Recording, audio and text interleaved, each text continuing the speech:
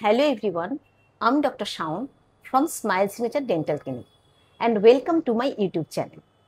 Last এক সপ্তাহ যাবৎ আমাদের ওরাল ক্যান্সার নিয়ে আলোচনা চলছে।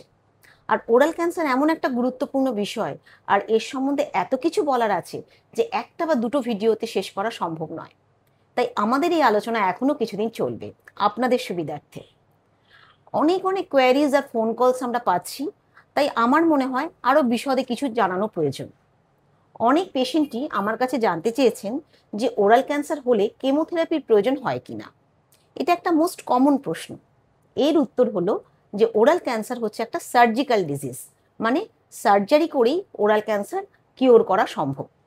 সার্জারির পরে কখনো কখনো রেডিয়েশনের দরকার হয়, আর খুবই কম পেশেন্টদের ক্ষেত্রে দেখা যায় অনেক সময় রেডিয়েশনের সাথে সাথে ছোট ছোট ডোজে কখনো কখনো কেমোথেরাপিও দিতে হতে পারে, তবে এটা খুবই রেয়ার এবং সেক্ষেত্রে খুব একটা সাইড এফেক্টও এর হয় না।